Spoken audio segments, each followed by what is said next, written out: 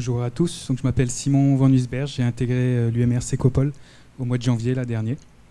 Aujourd'hui je vais vous présenter quelques travaux qui sont en cours sur la vulnérabilité des filières pêche et mariculture de bénitiers donc au changement climatique dans les atolls des Tuamotu-Ouest.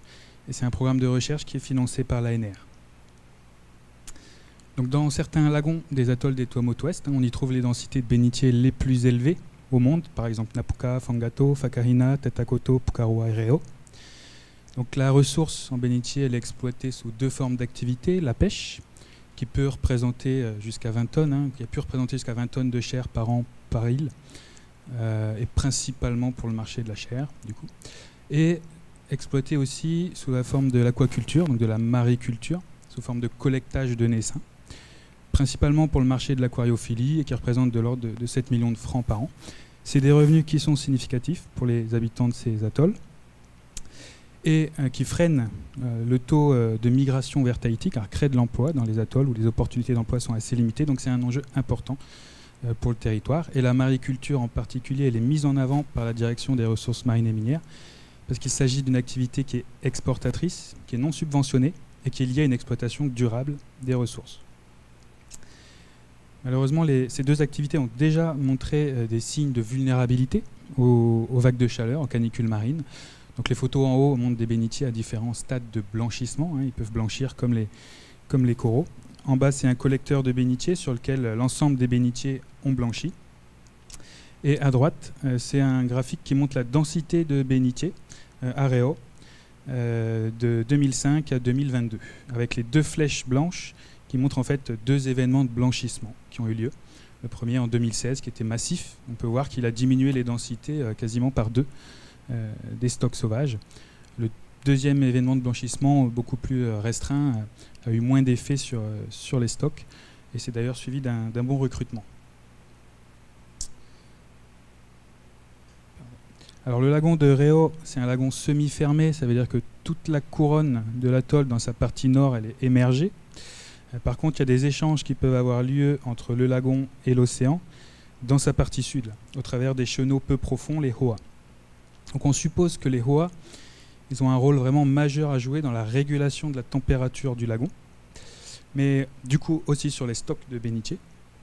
Mais du coup on manque de données en fait pour modéliser ces processus et estimer en fait la durabilité des activités pêche et mariculture de bénitiers dans un contexte de changement climatique. Pour l'instant, la ressource elle est gérée à l'aide au travers de la réglementation, plutôt par des quotas, des tailles de capture minimales et des no-take areas, des réserves au sein desquelles il est interdit de pêcher le bénitier et au sein desquelles il y a des actions de repeuplement de bénitiers issus d'aquaculture qui sont repeuplés dans les deux réserves.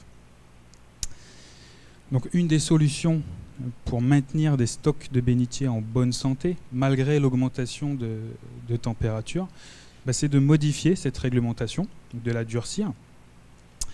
Mais la question, donc, par exemple, de modifier les quotas, modifier les tailles de capture, modifier la localisation, le nombre ou la taille des réserves, ou ça c'est des réglementations qui touchent plutôt l'activité de pêche, mais aussi les réglementations qui touchent l'activité d'aquaculture, notamment par exemple le nombre de bénitiers issus d'aquaculture qui doivent être repeuplés dans les réserves. La question c'est est-ce que ces réglementations, si on les modifie, est-ce que ça va être suffisant pour maintenir la population de bénitiers en bonne santé, et aussi est-ce que ça va être des modifications qui vont être soutenables pour les pêcheurs et les aquaculteurs. Comment modifier la réglementation sans que les pêcheurs et les aquaculteurs se détournent de ces activités? S'ils se détournent de ces activités, l'objectif de durabilité est complètement un échec. Donc l'objectif du programme, c'est de déterminer quelles stratégies de gestion qui soient soutenables par les pêcheurs et les aquaculteurs seront les plus efficaces dans un contexte de réchauffement global. Pour répondre à cette question, on a découpé le programme en plusieurs parties. Il y a deux work packages qui sont plutôt du domaine de l'océanographie physique et qui visent à caractériser et prédire l'exposition des bénitiers aux canicules marines. Il y a un work package qui vise à caractériser la sensibilité des bénitiers à l'augmentation de température via des approches d'écophysiologie. Et deux derniers work packages en fait, qui visent à comparer l'efficacité de différentes stratégies de gestion, mais des stratégies de gestion qui soient soutenables pour les pêcheurs et les aquaculteurs. et selon différents scénarios d'augmentation de température. Ça, ce sera fait avec des approches de dynamique des populations, avec l'appui de sociologues pour les questions de soutenabilité. Alors, concernant l'exposition des bénitiers aux canicules marines, donc on peut avoir de l'information sur la température des lagons en déployant des capteurs dans les lagons. Donc ici, par exemple, vous avez 3 séries de températures issues de capteurs déployés dans les lagons, donc entre janvier et le mois d'avril, pour 3 années différentes. On peut voir que en rouge, c'est la série de températures acquises l'année où il y a eu blanchissement. On peut voir que la température était au-dessus de 30 degrés pendant quasiment 2 mois. Alors malheureusement, c'est très difficile d'avoir des séries longues de température à l'aide de capteurs. Donc dans ce programme, on vise aussi à développer des méthodes qui permettent de reconstruire des séries longues de température.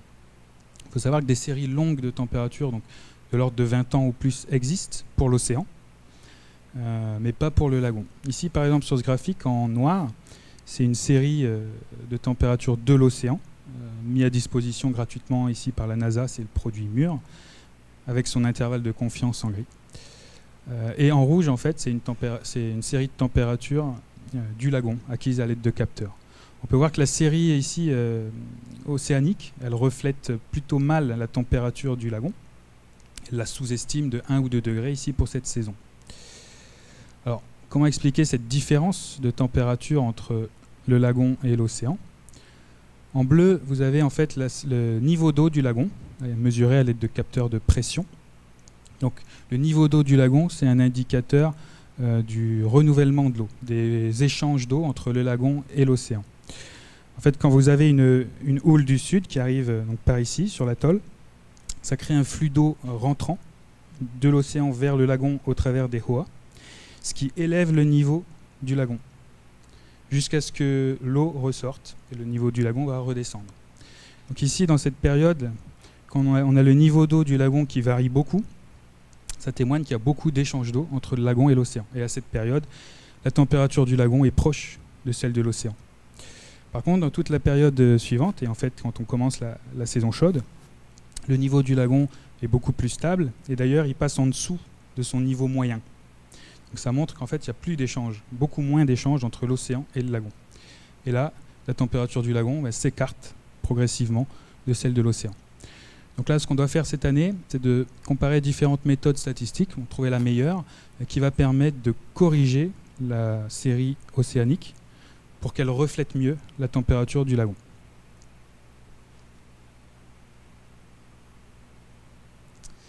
Alors, on a aussi validé en fait une méthode qui permet de faire des cartes de température pour les lagons. Donc à l'aide d'un satellite à haute résolution, Landsat 8. C'est un satellite, en fait c'est les bandes infrarouges du satellite qui donnent de l'information sur la température. Leur résolution spatiale est de 30 mètres avec un temps de revisite tous les 16 jours. Donc ici vous avez la relation entre la température estimée à partir du satellite Landsat 8 et la température estimée à partir de capteurs pour 4 lagons, dont le lagon de Réau. On a une relation qui n'est pas trop mal, un R carré de 0,90, une erreur de l'ordre de 0,5 degrés. Et donc une fois qu'elle est calibrée, la relation sur les pixels pour lesquels on a des données de capteurs, on peut utiliser la relation et l'extrapoler à l'ensemble des pixels de l'image satellite, donc faire des cartes de température.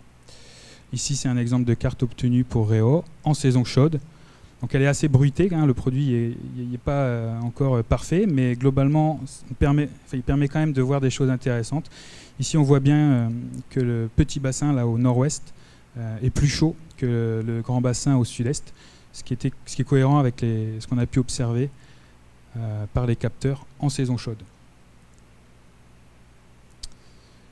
Alors concernant ensuite la sensibilité des bénitiers aux canicules marines, donc on réalise différentes expérimentations. D'abord des expérimentations en laboratoire. Ici, il y a des bénitiers ont été exposés en fait à 4 températures létales, 32,5 degrés, 35, 37, 39 degrés. Et le graphique ici vous montre en fait le temps qu'il a fallu pour que la moitié des bénitiers meurent en fonction de la température d'exposition. Donc pour les 4 conditions testées, c'est les 4 points. et extrapolé statistiquement pour toutes les températures. Donc c'est la courbe noire avec son intervalle de confiance en gris. Donc ce qu'on peut voir ici, c'est que si à 34 degrés, les bénitiers meurent en moins d'une semaine, ils peuvent survivre jusqu'à un mois, 30 jours, à 32 degrés.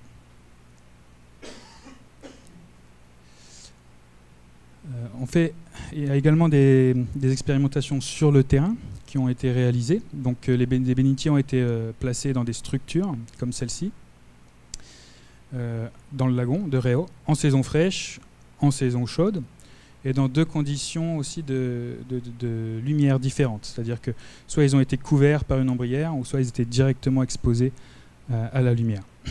Le graphique ici vous montre le taux de croissance de la coquille en millimètres par mois pour les différentes conditions. Donc on voit bien un effet de la lumière avec des taux de croissance systématiquement plus élevés dans la condition exposée à la lumière comparé aux bénitiers qui étaient recouverts d'une ombrière. Et on voit aussi un effet de la température au travers de la saison, puisque le taux de croissance était plus élevé en saison chaude dans les deux conditions de lumière. Ce graphique ici vous montre la proportion de bénitiers aux différents stades de maturité, donc avec en rouge les bénitiers matures, c'est-à-dire prêts à pondre, jusqu'en jaune clair, vraiment les bénitiers pour lesquels la gonade était au premier stade de développement. Et pour, pareil, les différentes conditions testées. Alors en gris, en fait, c'est des bénitiers pour lesquels la gonade était vraiment totalement atrophiée. Donc ce qu'on voit, on voit bien un effet de la lumière en saison fraîche, puisque T0 c'est le début de l'expérience, et soit ici c'est les deux barres à la fin de l'expérience, soit en conditions obscurcies ou en conditions exposées à la lumière. On voit bien que les bénitiers qui étaient dans conditions obscurcies, ils ont régressé en termes de maturité sexuelle, entre le début et la fin de l'expérience. Au contraire, ceux qui étaient exposés à la lumière, ils ont progressé en termes de maturité sexuelle. On voit aussi l'effet de la température au travers de la saison. Donc avec en saison chaude, des bénitiers qui ont davantage progressé en termes de maturité sexuelle par rapport au début de l'expérience, beaucoup plus qu'en saison fraîche. Alors du coup, les travaux qui vont avoir lieu dans les 2 prochaines années, ça va être d'intégrer toutes ces nouvelles informations sur l'exposition des bénitiers aux canicules marines et la sensibilité des bénitiers aux canicules marines, avec des données d'efforts de pêche, pour les intégrer dans des modèles de dynamique des populations. Donc là, par exemple, c'est un tout premier test, un modèle très basique, un modèle CMSY, modèle de dynamique des populations qui a été mis en place, en fait, qui se base uniquement sur les données d'expédition, les bénitiers qui sont expédiés de Réau vers Tahiti, et les données des estimations de densité de bénitiers dans le lagon. Ces suivis-là sont coordonnés par la DRM, et le modèle se base uniquement sur ces données-là, pour le moment. Le graphique, en fait, vous montre un petit peu l'état de santé de la population. Vous avez en Y F sur FMSY, c'est un indicateur de l'effort de pêche par rapport à son niveau durable. S'il est supérieur à 1, en fait, on est en surpêche. Et B sur BMSY, la biomasse de la population par rapport à un état de référence. Donc quand on est dans le vert, c'est que la population elle est en bonne santé. On a une bonne biomasse et un effort de pêche suffisamment faible. Donc on peut voir que globalement la population de bénitiers à Réau semble être en bonne santé, mais on voit quand même que le phénomène de blanchissement de 2016 a plongé temporairement la population dans un état de santé intermédiaire. Alors heureusement, comme ça s'est suivi d'un bon recrutement, la population a assez vite repris un état de bonne santé en fait. Donc ça, voilà, comme je vous disais, c'est vraiment un modèle très basique qui se base sur très peu de données. L'idée, ça va être de passer maintenant à des modèles beaucoup plus complexes et qui permettent de prendre en compte les nouvelles informations sur l'exposition et la sensibilité acquises dans l'ANR.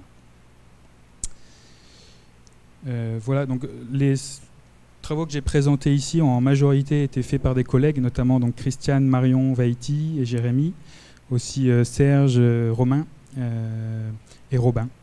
Et toutes les manips terrain aussi ont été un succès grâce à l'implication des aquaculteurs qui se sont vraiment beaucoup impliqués dans le projet et dans le suivi de ces manips terrain.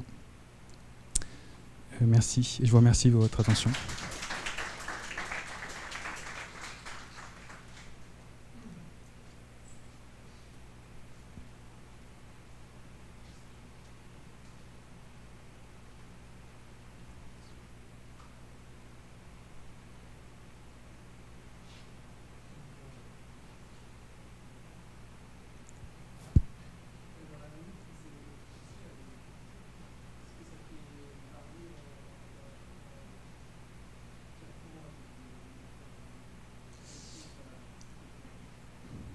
La température, donc la manip sur le terrain, avec une exposition exposée à lumière ou alors avec une ombrière, on peut considérer que la température elle est la même dans les deux conditions. C'est vraiment côte à côte, il n'y a pas de différence. Et le flux, on a veillé à ce que le flux d'eau reste quand même suffisant. C'est-à-dire que même s'il y a une ombrière, ça ne bloque pas le flux d'eau. Donc la température qu'il y a au niveau des bénitiers, c'est la température du lagon, quoi.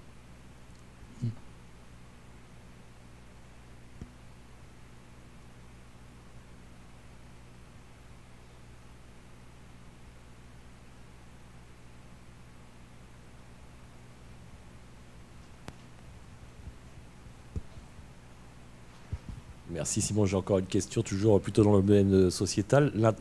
Comment ça se passe avec les pêcheurs justement pour travailler avec eux et puis pour pouvoir conscientiser ces évolutions et les nouvelles méthodes ou je ne sais pas, avec les sociologues notamment? Alors sur la partie sociologie, bon, en fait, ce qui s'est passé, c'est que cette année, on commence cette partie-là. Bon, en fait, dès le démarrage du projet, il y a eu des réunions, d'abord avec la commune, ensuite avec la population, surtout les aquaculteurs et les pêcheurs. Et en fait, le comité de gestion, il y a un comité de gestion. En fait, l'ensemble du lagon de Réau est une ZPR, une zone de pêche réglementée, avec son comité de gestion. Donc, tout a été initialement discuté dans ce cadre-là. Et cette année, il y a les enquêtes auprès des pêcheurs qui ont démarré. Donc c'est vrai qu'on a une relation, on va dire, d'un côté étroite avec les aquaculteurs pour tout ce qui est manip sur le terrain, où ils nous aident beaucoup.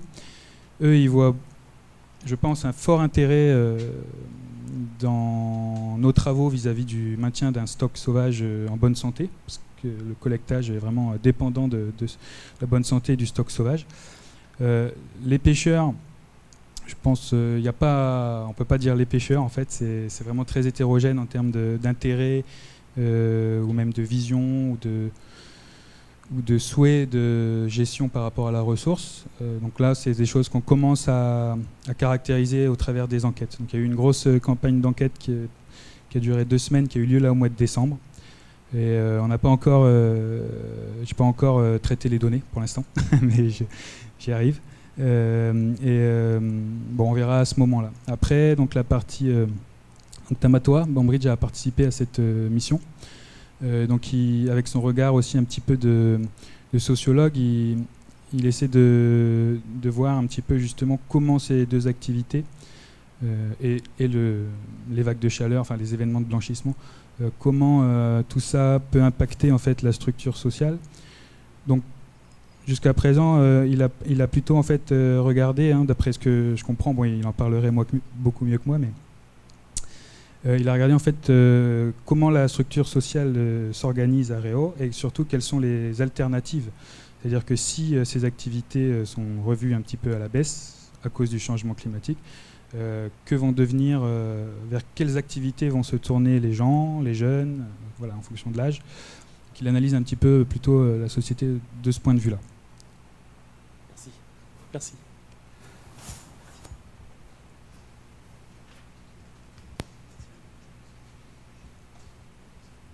Sí, merci Simon. Jusqu'à on rebondit de la dernière question, l'étude des sociologues, je me demande, parce qu'on a eu déjà des événements de mortalité à Réau, à Tatakoto. Est-ce qu'il n'y a pas de données disponibles sur cette dynamique sociale entraînée par la chute de la population? Parce que ça pourrait déjà donner l'information, qu'est-ce qui va se passer à niveau structure sociale. Oui, Tamato avait déjà travaillé à Tatakoto dans le cadre du projet Ibeni, voilà, à Tatakoto. Alors, le contexte était particulier. Au moment de la mission, on découvrait qu'il y avait un événement de mortalité massive. Donc, on va dire que je pense que dans le projet Ibeni, la question n'était pas vraiment sur l'effet de ces mortalités sur la structure sociale. Donc ça, je ne pense pas que ça a été abordé vraiment jusqu'à maintenant. Et puis bon, à Tatakoto, le contexte est particulier. Hein, la mortalité la population en fait a continué de décliner suite à l'événement. Ce qui fait que ça a stoppé toutes les activités, à la fois d'abord les activités d'aquaculture et ensuite y compris les activités de pêche, enfin du moins la partie qui est expédiée vers Tahiti. C'est toujours interdit à ce stade jusqu'à ce qu'il y ait une nouvelle évaluation qui montre que le stock s'est peut-être amélioré, où les décisions seront revues peut-être à la hausse. Et pour l'instant, on est toujours au stade où la chute justement de la population naturelle de bénitier a stoppé les deux activités. Ouais.